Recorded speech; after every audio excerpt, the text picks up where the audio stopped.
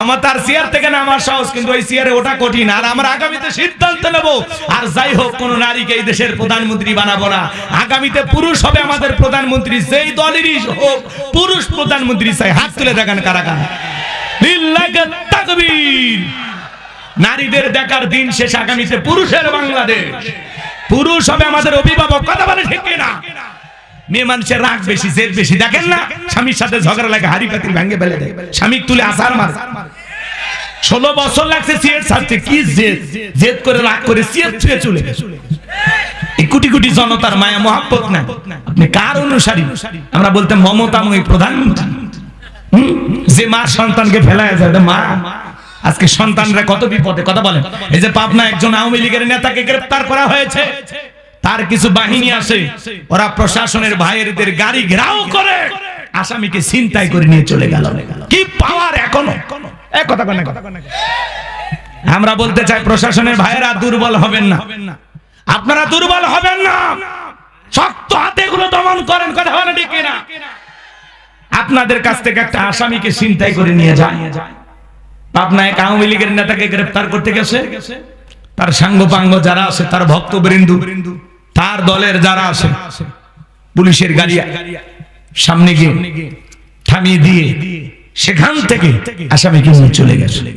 এখন ঘটনা কতটুকু করাইলো আমরা দেখি না, এতটুকু শুধু দেখলাম পুলিশের ভাইদেরকে ঠেলা ঠেলি কইরা ফালায়া দিয়া আসামিকে টেনে বের করতেছে। কথা কন, কথা কন। প্রশাসনের ভাইদেরকে বলবো, এখনো স্বজন প্রীতি করার দিন নাই, পরিবর্তন হয়ে যান। কথা বলেন। গতকালকে চট্টগ্রামে আওয়ামী লীগের এক নেতা ছেলের বিয়ে খাইতে আসে, ছেলের বিয়ে খাইতে এসে কট। কথা কয় না? ছেলের বিয়ে খাইতে এসে কি কট। পুলিশ ধরে নিয়ে গেছে। ও বলতেছে কেন যে বিয়ে খাইতে আসলাম। কথা বলেন।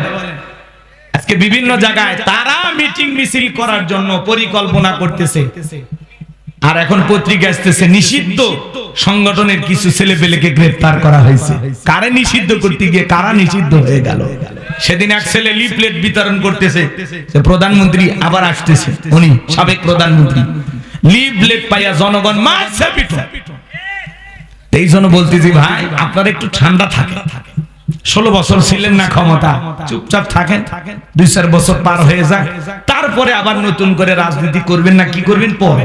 এখন মাথা ছাড়া দিন না, এখনো মানুষের রাগ কমেনি, জুলাইয়ের রক্ত এখনো শুকায়নি। কথা বলা ঠিক না? এজন্য বেশি বাড়াবাড়ি কইরেন না, বেশি বাড়াবাড়ি কইরেন না। আপনাদের সাহস কত বড়, পুলিশের কাছ থেকে আপনারা আসামিকে ছিনতাই করে নিয়ে যান। এত বড় সাহস আপনারা পাইলেন কোথায়? ভিডিও দেখে দেখে সবগুলোকে গ্রেফতার করতে হবে। কথা বলেন ঠিক না? রাগ করেন? পুলিশের কাছ থেকে আসামি ছিনতাই করে নিয়ে যান, সাহস কি?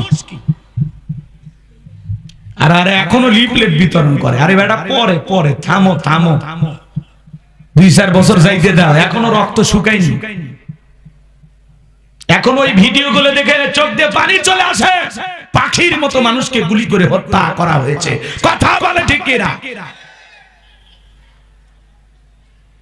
এই শহীদের রক্তের সাথে যারা বেঈমানি করবে, আমরা বলতে চাই নতুন বাংলাদেশ গড়তে হলে, আর আমরা নতুন করে কোনো চাঁদাবাজি দেখতে চাই না, টেন্ডারবাজি দেখতে চাই না, খুন ধর্ষণ দেখতে চাই না। যদি আবারও এত মানুষের রক্তের উপরে দাঁড়িয়ে আবারও চাঁদাবাজি শুরু হয়, তাহলে শহীদের রক্তের সাথে বেঈমানি করা হবে। কথা বলে ডেকেরা